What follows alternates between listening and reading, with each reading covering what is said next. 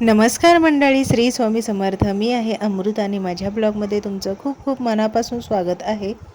तर मी तुम्हाला ना रस्त्यावरून चालताना दिसते, पण याच्यासाठीच मी खास ब्लॉग बनवला आहे. अचानक ना आमचं गावी जायचं ठरलं आणि त्याच्यासाठी बघा किती घाई आणि गडबड झाली होती. तर आम्हाला रात्री पुण्यातून निघायचं होतं, त्याच्यासाठी थोडीशी शॉपिंग करायची होती. मार्केटमध्ये जाऊन आलो आणि त्याच्यानंतर बघा आम्ही निघालो गावी जायला. तसं तर ना रात्र झाली होती, खूप रात्र झाली होती आणि ट्रॅफिक इतकं असतं ना पुण्यामध्ये की पुण्यातून बाहेर पडायलाच 1-2 तास तरी आरामात जातात. गाडीमध्ये बसून खूप बोर झालं होतं आणि आजूबाजूचं वातावरण बघता बघता, इकडे तिकडे बघता बघता कधी घरी पोहोचलो हे समजलंच नाही.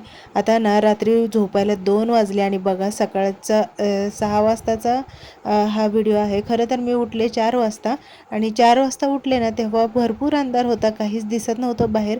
तर मग 6 वाजता थोडंसं शूट घेतलं. बाहेर जायचं होतं पण वेळच नव्हता. काम भरपूर होतं, कार्यक्रम असल्यामुळं ना भरपूर काम होतं, त्याच्यामुळं बाहेर जाऊन चालत नव्हतं. म्हणून खिडकीतूनच व्ह्यू घेतला. बघा सकाळचा सूर्य एकदम छान असा मस्त उगवलेला आहे आणि म्हटलं थोडासा फेरफटका मारावा, आजूबाजूला बघावं आणि मग कामाला सुरुवात करावी. तसं तर अर्धं काम झालेलं होतं. दूध तापवून घेतलं होतं, डाळ शिजवून घेतली होती, गुळवणी, पापड वगैरे ते तळून झाले होते आणि आता बघा खूप छान वाटत होतं. तर चला आता मेन मुद्द्यावर येऊया. आज आम्ही गावी का गेलो होतो माहिती आहे का? आमच्या घरी होता कार्यक्रम, सुहासनी घालायच्या होत्या. सुहासनींना जेवण बनवायचं होतं, त्याच्यामुळं आम्ही रात्रीच गेलो होतो. प्लॅन अचानक ठरल्यामुळं ना खूप घाई झाली आणि बघा इथं सकाळी 4 वाजता उठून मी तयारी केली. डाळीचा कुकर लावून झालेला आणि बाकीचं पापड वगैरे तळून झाली होती, कणिक मळून ठेवली होती, भजी करायचे होते आणि पोळ्या लाटायच्या तेवढ्या मागं राहिल्या होत्या. मंदिरात पण जायचं होतं, बायकांना हळदी कुंकू लावायचं आणि त्यांना जेवण्यासाठी बोलवायचं आणि देवीची पूजा करण्यासाठी पण जायचं होतं. त्याच्यामुळं ना मला लवकरच उरकायचं होतं. मम्मी उठल्या होत्या, त्यांचं काहीतरी चालू होतं करायचं, तयारी करायची, भाजी वगैरे नीट करून दे अशी त्यांची कामं सुरू होती. आता सकाळी सकाळी बघा खूप तेल गरम झालं होतं ना, पहिल्यांदा भजी टाकले आणि त्यातले अर्धे भजी करपले, तर नंतरचे सगळे व्यवस्थित झाले. असो, घाई झाल्यानंतर होतं असं कधी कधी. तर ही आहे मेथीची भाजी. आणि काल आम्ही घरी, म्हणजे जेव्हा घरी होतो ना तेव्हा आम्ही मार्केटमध्ये गेलो होतो, तेव्हा भाजी ना 40 रुपयाला एक गड्डी, एवढीशीच भाजी झाली. पण त्याचा मेथीच्या भाजीचा मान असतो ना, म्हणून ती घेतली. आता ह्या आहेत माझ्या आजच सासू. बघा एवढं वय झाले ना तरीसुद्धा त्यांचं काहीतर करायचं सुरूच असतंय. आता सकाळचे 9 वाजले पण गावाकडं असं वाटतंय की 11-12च वाजलेले आहेत. भरपूर ऊन आहे आणि आम्ही आता निघालेलो आहे मंदिरामध्ये.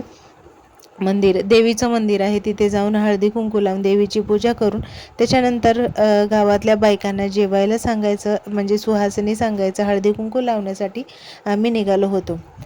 आमचं गाव ना छोटंसं आहे पण खूप सुंदर आहे बरं का. गावामध्ये गेल्यानंतर ना इतकं मस्त वाटतं ना, खरंच तुम्हाला सुद्धा व्हिडिओमध्ये बघून वाटतच असेल.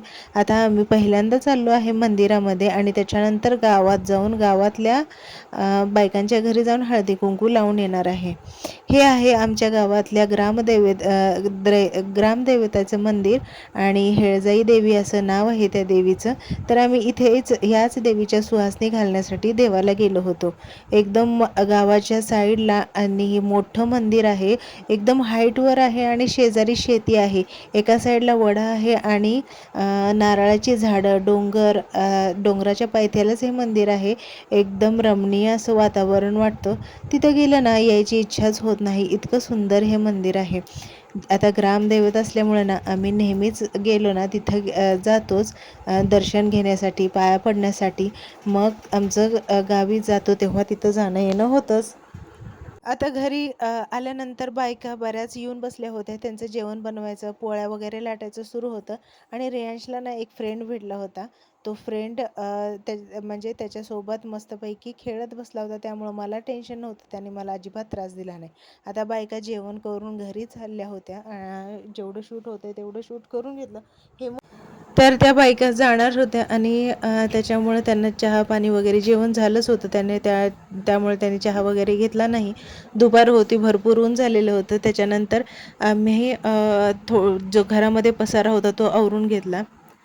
आता बघा कार्यक्रम असल्यामुळं भरपूर पसारा होतो. सुरुवात कुठून करायची हे समजत नव्हतं. तरी म्हटलं चला आणि कंटाळा खूप आलेला. रात्री लेट झोपले होते आणि सकाळी खूप लवकर पहाटे उठले होते ना, त्याच्यामुळं ना आता काम करायची काही इच्छा राहिली नव्हती. पण पसारा बघून झोपू पण वाटत नव्हतं किंवा आराम पण करू वाटत नव्हतं. तर सुरुवात झाडू वगैरे मारून केले, फरशी वगैरे पुसून घेतली आणि त्याच्यानंतर मग जी शिल्लक राहिलेलं जेवण होतं ते काढून घेतलं आणि त्याच्यानंतर भांडी हे घासून मग नंतर आराम केला. आता संध्याकाळच्या वेळेला आम्ही थोडंसं बाहेर जाणार होतो. बाहेर म्हणजे रानात तिथेच शेतामध्ये. तर तिथला व्ह्यू इतका सुंदर होता ना. तर चला आता आपण ना भेटूया दुसऱ्या व्हिडिओमध्ये दुसऱ्या दिवशीच्या. तोपर्यंत बाय.